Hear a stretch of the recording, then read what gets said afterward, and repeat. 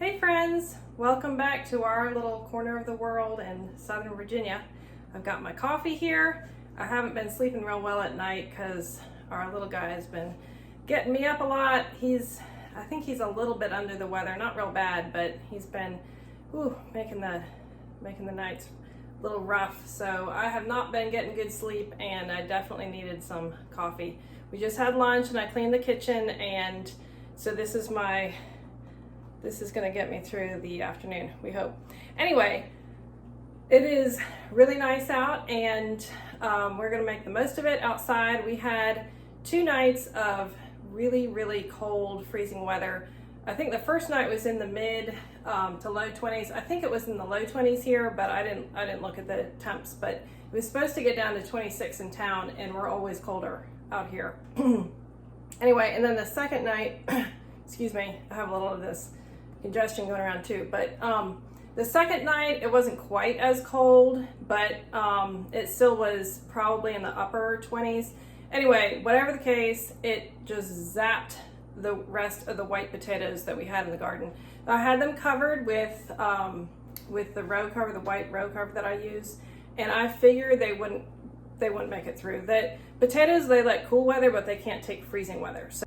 So my plan was just to leave them covered, and I figured they would get hit, but they would do better being covered because I didn't want any of the actual potatoes to get frozen. Like, I didn't want the ground frozen, and I think it's fine. I checked them after the first night, and the plants were dead, but the ground wasn't frozen, so I think they're fine.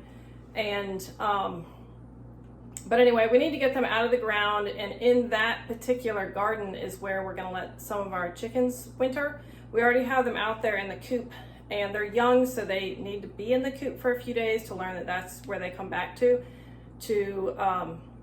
come in at night. And when they start laying, they won't start laying till spring, but they need to know that the little house is home to them. So it's fine to have them locked in.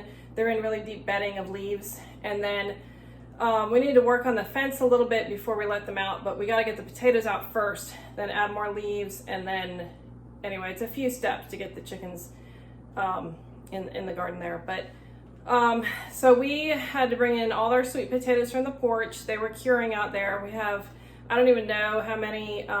We weighed the first bed, which was 3 by 12, and we got 68 pounds off of that. And then we just said it was just too much work to weigh it.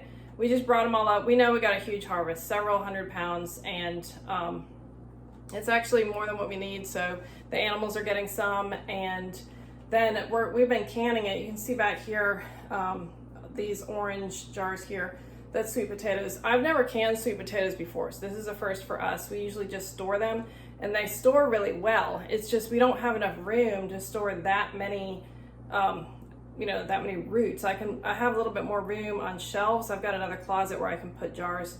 So, and some of the sweet potatoes, I don't think they're going to store that well. We're trying to use the real small ones, or if there's damage or whatever.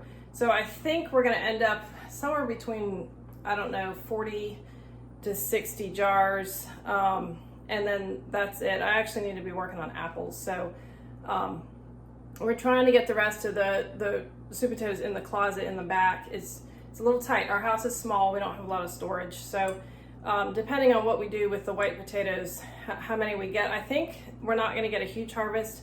That it took a long time for them to come up. I never have a lot of success with the fall, growing potatoes in the fall, but we do need more. You can see up here I've got cans of white potatoes, and we've already used up quite a few. And that's all my potatoes. All the ones I had stored, they just don't last that long, and we harvested in June. That's where all these came from. That was a June harvest there. So I always plant a second crop and then harvest in the fall, and that'll be our potatoes that I store over the winter. So we are gonna go out there. Several of the kids are gonna come out with me, and we are gonna go see what we find out there. Hopefully it'll be decent anyway. If only the tools are put away where they're supposed to be. But alas, they're not. And of course, the youngest is sent to find the shovel. So this is what the potato plants look like after they got hit by the frost. They were pretty done in, and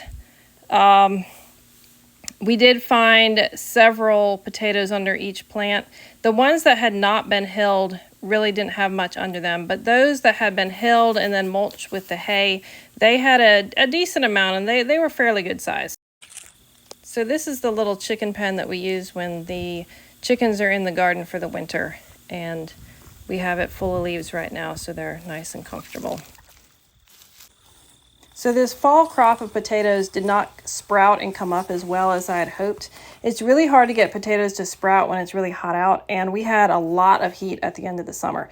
So we didn't get as many plants. Once they were up, they grew well because it got nice and cool in the fall. And we got a pretty decent crop. If they had come up earlier and sprouted better, then we would have had bigger ones because they would have had more time to grow. But it wasn't too bad a harvest. As you can see, our soil is really black and nice, and that's because of running the chickens in this part of the garden for many years, which we will continue to do and continue to add to the soil. So here we are just collecting what we had. This is what we got. It ended up being about 28 pounds, which isn't too bad a crop, and we will enjoy some fresh potatoes.